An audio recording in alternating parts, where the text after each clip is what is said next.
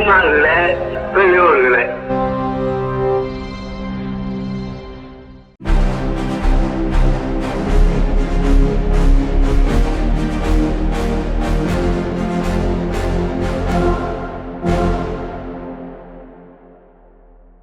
அனைவருக்கும் வணக்கம். இன்று விடுதலை பார்வைக்கு அன்போடு வரவேற்கிறோம். பல்வேறு முக்கிய செய்திகளை தாங்கி இந்த விடுதலை நாளிதழ் வெளிவந்திருக்கிறது. முதல் பக்கத்தில் ஒரு முக்கிய அறிக்கை ஒன்று வெளியாகி இருக்கிறது. இந்த அறிக்கையை மக்கள் முழுமையாக படிக்க வேண்டும், கல்வியாளர்களும் பெற்றோரும் படிக்க வேண்டும். ஏனென்றால் இது ஏதோ ஒரு ஒன்றிய அரசினுடைய ஒரு திட்டம். அந்த திட்டத்தை இயல்பாக எதிர்க்கட்சிகள் எதிர்ப்பது போன்றது அல்ல. இது வரும் தலைமுறையின் ஒரு மிக முக்கியமான பிரச்சனை. பொதுவாக இந்த அரசு வந்தது முதல் 3 குழுக்களை போட்டு தனித்தனியாக வெவ்வேறு காலகட்டங்களில் முதல்ல சுப்பிரமணியன் கமிட்டின்னு போட்டாங்க, அப்புறம் கஸ்தூரிரங்கன் கமிட்டின்னு போட்டாங்க, அப்புறம் எல்லாத்தையும் வச்சு போட்டு ஒரு டிராஃப்ட் கொடுத்தாங்க, அப்புறம் முழுசாக வந்தது. இதில் எல்லாத்துலேயும் இருந்த முக்கியமான செய்தி என்னென்னா, 3ஆம் வகுப்பில், 5ஆம் வகுப்பில், 8ஆம் வகுப்பில் இந்த 3லேயும் பொதுத் தேர்வு நடத்தணும்னு வந்தாங்க.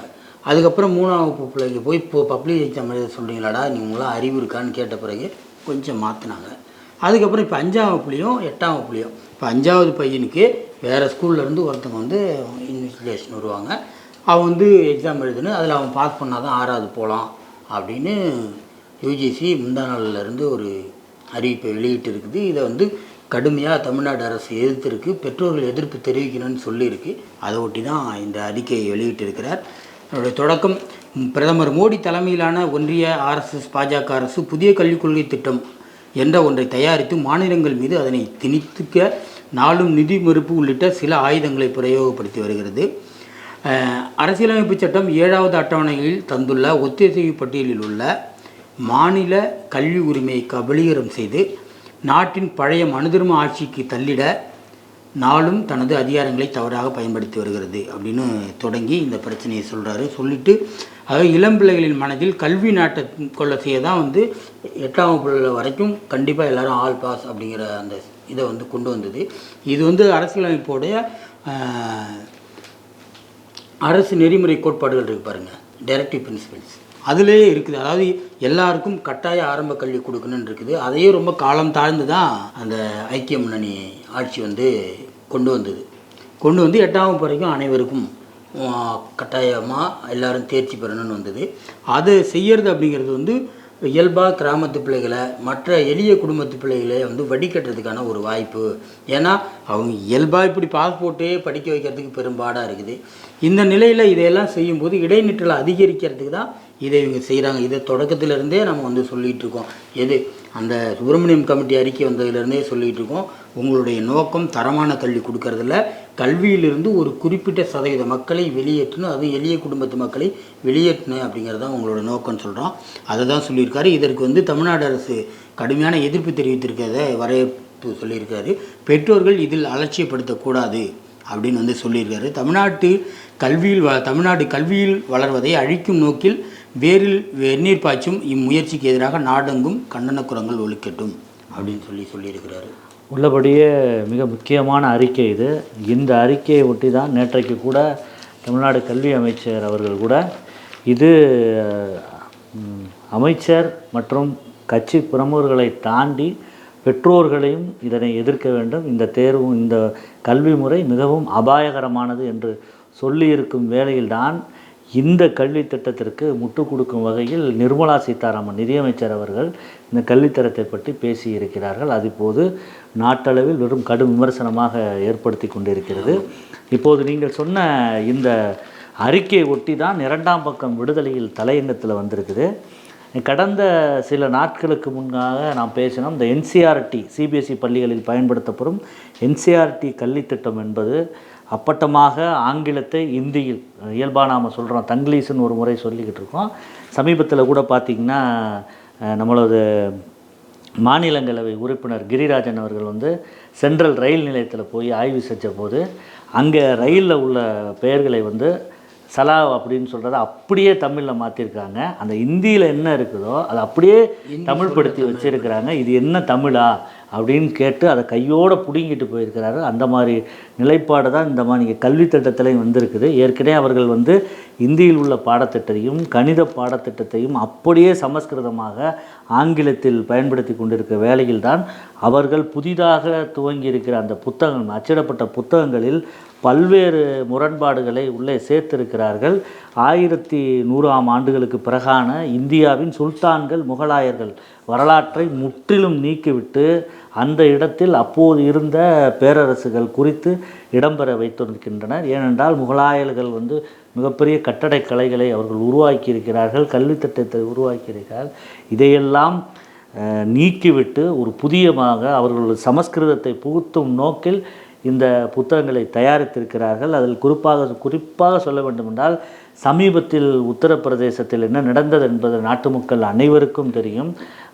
பல பேர் அந்த நெரிசல்களில் இறந்திருக்கிறார்கள். அந்த நதியே அவ்வளவு மோசமாக அடைந்துள்ள நதி என்று உலக அளவில் உள்ள தரவு பட்டியலில் முதல் 5 இடத்தில் அந்த கங்கை நதி இடம் பிடித்திருக்கிறது. அப்பேற்பட்ட நிகழ்வு நடந்ததை இவர்கள் பாடத்திட்டத்தில் மாணவர்களுக்கு சேர்த்திருக்கிறார்கள். குறிப்பாக மேலும் என்ன சொல்ல வேண்டுமென்றால் அந்த 5 மகத வம்சத்தின் எழுச்சி முக்கிய நபர்கள் மதத்தை ஒரு சக்தி வாய்ந்த பேரரசாக நிறுவுவதில் சாணக்கியன் பங்கு எனும் அத்தியாயத்தில் புகழ் பாடி தீர்த்திருக்கிறார்கள். அதே நேரத்தில் மௌரியர்கள் போற்றிய பௌத்தம் தொடர்பாக எதையுமே எழுதாமல் கிரேக்கர்கள் மற்றும் மௌரிய மன்னர்கள் சமூகத்திற்கு அவர்களின் பங்களிப்பு என்று மட்டும் குறிப்பிட்டிருக்கிறார்கள்.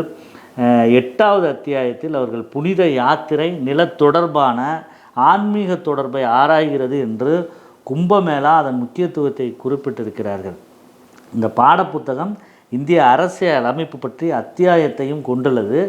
இதில் தேசிய கொடி பறக்கவிடும் உரிமை, முன்மொழியப்பட்ட சட்டங்கள் குறித்து பொதுமக்களின் கருத்துக்களின் முக்கியத்துவத்தை வலியுறுத்துகிறது என்று ஒரு ஊறுகாயை போல் ஒரு மிகப்பெரிய விஷயத்தை ஒரு சிறிய ஊறுகாய், ஒரு உணவுக்கு ஒரு பதார்த்தமாக இருக்கும் ஊறுகாயை தொடுவதைப் போல் சுட்டி காட்டியிருக்கிறார்கள்.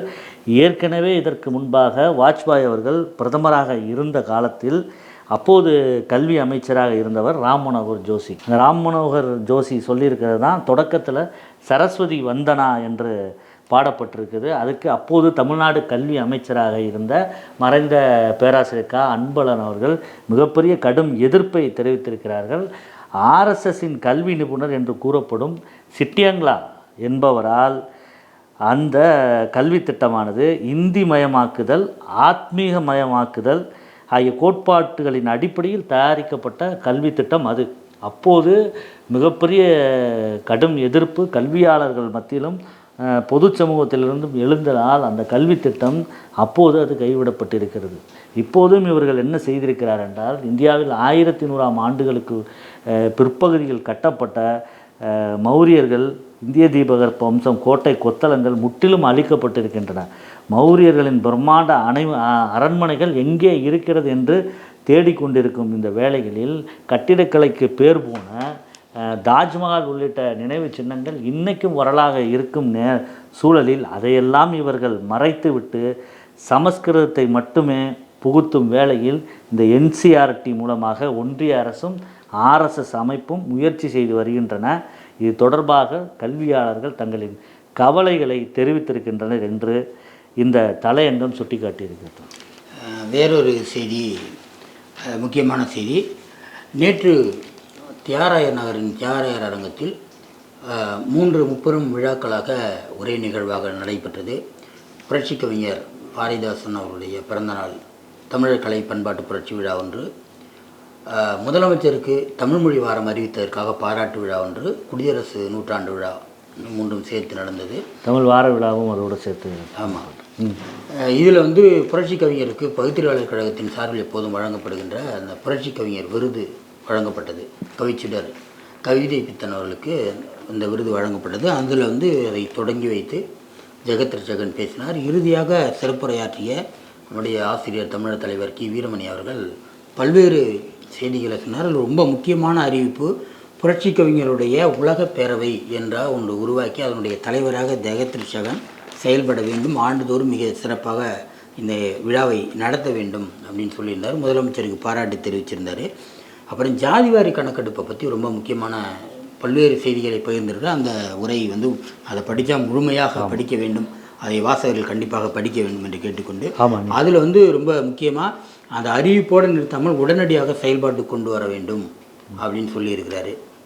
இது வந்து இது தொடர்பாக தான் மற்ற செய்திகள் வந்திருக்கின்றன. நீங்கள் குறிப்பிட்டு சொன்னது போல் ஆசிரியர் அவர்கள் நேற்று பேசும்போது ஜாதிவாரி கணக்கெடுப்பு அறிவிக்கப்பட்டதை நாங்கள் முழுமையாக வரவேற்கிறோம் என்று சொன்னால், ஆனால் கூடுதலாக இன்னொன்றையும் சொல்லியிருக்கிறார். ஒரு கால வரையறையை நீங்கள் உடனடியாக நிர்ணயிக்க வேண்டும். ஏனென்று சொன்னால் ஏற்கனவே மகளிர் மசோதா 33% நடைமுறைப்படுத்தப்படும் என்று சொன்னீர்கள், ஆனால் இதுவரை நடைமுறைப்படுத்தவில்லை. எனவே அதே போன்று இதுவும் நேர்ந்துவிடக்கூடாது என்பதற்காக கால வரையறையை ஒன்றிய அரசு உடனடியாக அறிவிக்க வேண்டும் என்று அதில் சொல்லியிருக்கிறார். மேலும் ஒரு முக்கியமான செய்தி 8ஆம் பக்கத்தில் வந்திருக்குது. பகல்காம் தாக்குதலில் பலியானவர்களுக்கு தியாகி தகுதி வழங்க வேண்டும் என்று பிரதமருக்கு ராகுல் காந்தி அவர்கள் வேண்டுகோள் விடுத்திருக்கிறார். சில நாட்களுக்கு முன்பாக காஷ்மீர் பகல்காம் பகுதிகளில் தீவிரவாதிகளால் சுட்டுக் கொல்லப்பட்ட 26 பேர் இறந்திருக்கிறாங்க. அதில் உயிரிழந்த கான்பூரை சேர்ந்த சுபம் திவேதியின் குடும்பத்தினரை வந்து நேரில் சந்திச்சிருக்கிறார். அவர் போய் சந்தித்தப்போ வந்து அவங்க இந்த மாதிரி இறந்தவங்களுக்கு வந்து என் குடும்பம் மட்டும் இல்லை, மற்றவர்களையும் சேர்த்து தியாகியை நீங்கள் அறிவிக்கிறதுக்கு வேண்டுகோள் விடுக்கணும் என்று அவர்கள் கேட்டுக்கொண்டிருக்கிறார்கள். அதை ஒட்டி ராகுல் காந்தி அவர்கள் தனது எக்ஸ் தளத்தில் குறிப்பிட்டிருக்கிறார். பகல்காம் தாக்குதலில் கொல்லப்பட்டவர்களின் குடும்பத்தினரின் துயரத்திலும் அவர்களின் தியாகி தகுதி வழங்க வேண்டும் என்ற அவர்களின் கோரிக்கையிலும் நான் துணை நிற்கிறேன்.